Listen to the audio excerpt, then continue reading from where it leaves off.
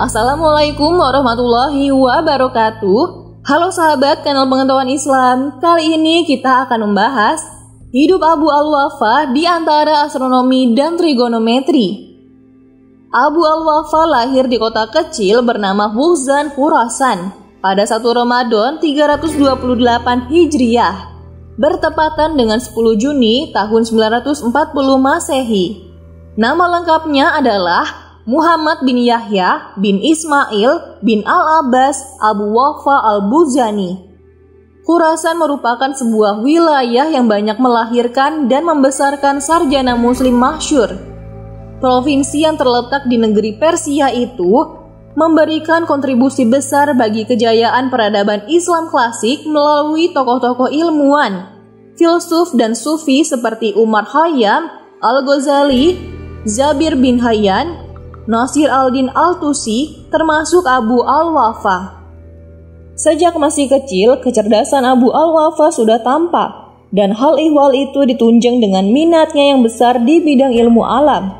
Dia belajar matematika dari pamannya Abu Umar al-Maghzli dan Abu Abdullah Muhammad bin Atabah. Sedangkan ilmu geometri dikenalnya dari Abu Yahya al-Marudi dan Abu al-A'la bin Karnib. Masa sekolah dihabiskan di kota kelahirannya itu. Setelah berhasil menyelesaikan pendidikan dasar dan menengah pada 959 Masehi, Abu Al-Wafa yang kala itu berusia 19 tahun pindah ke Baghdad. Ia meneruskan pendidikan di sana dan menetap selama 40 tahun. Saat itu, Baghdad memang terkenal sebagai pusat ilmu pengetahuan. Pelbagai literatur ilmu pengetahuan mudah didapatkan di kota itu. Pihak kerajaan memilih Abu Al-Wafa untuk memimpin observatorium astronomi yang telah dibangun di taman kota Baghdad. Hasil perhitungannya sangat akurat dan analisisnya diakui para ilmuwan sesudahnya, terutama analisis mengenai penentuan waktu terbit matahari, perkiraan panjang musim, dan derajat kemiringan bumi dari garis ekliptiknya. Sebagaimana umumnya sarjana muslim klasik, selain menguasai astronomi, Abu Al-Wafa juga mahir dalam matematika. Jasa terpenting Abu Al-Wafa terletak pada bidang trigonometri. Salah satu kontribusinya dalam trigonometri adalah mengembangkan fungsi tangen dan menemukan metode untuk menghitung tabel trigonometri. Ia juga dianggap sebagai orang yang pertama kali memperkenalkan sinus dan kosinus. Trigonometri merupakan istilah dari bahasa Yunani, yakni trigonon atau 3 sudut dan metro atau mengukur. Trigonometri memiliki peran sangat vital dalam matematika modern. Saat arsitek menegakkan bangunan-bangunan tinggi yang kokoh dan megah, mereka memerlukan ilmu trigonometri. Mereka tidak akan bisa membangunnya dengan baik jika tidak menguasai ilmu trigonometri dengan baik pula.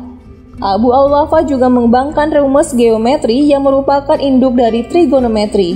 Salah satunya adalah pemecah soal geometri dengan kompas.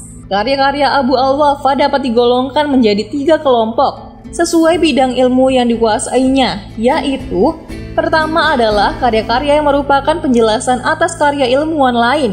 Misalnya, dia menjelaskan teori aljabar dari 3 ilmuwan yang memiliki latar belakang dalam kebangsaan yang berbeda. Ada 3 buku yang ditulisnya untuk menjelaskan teori aljabar versi Diophantos, Al-Barkos, dan Al-Khawarizmi. Sayang, semua buku ini hilang, sehingga kita tidak bisa mendapatkan pemikiran utuh yang disampaikan Abu Al-Wafa. Kedua adalah semacam buku panduan atau acuan bagi orang yang bekerja berdasarkan teori geometri seperti arsitek. Di antaranya adalah buku berjudul Al-Hansa atau Geometri Terapan, Alkitab Al-Kamil atau buku lengkap, dan Ilmu Al-Hisab atau buku praktis aritmatika. Dalam buku-buku tersebut dijelaskan secara lengkap tentang cara buku menghitung segi 4 dan persamaan tingkat 4, segitiga, lingkaran, dan bermacam bangun lainnya. Buku ini ditulis menjelang akhir hidupnya dengan dibantu para ilmuwan lain yang mampu menggambar tanpa bukti matematis. Ketiga adalah buku-buku yang tergolong dalam bidang astronomi antara lain Al-Majesti dan Al-Zaij. Buku-buku tersebut menjadi semacam ensiklopedia yang menjadi acuan para ilmuwan untuk mempelajari pergerakan bintang dan benda langit lainnya. Abu al-Wafa meninggal dunia di Baghdad pada 15 Juli 998 Masehi. Ia dihormati hampir semua orang di seluruh wilayah kekhalifahan, terutama mereka yang mencintai matematika dan ilmu pengetahuan.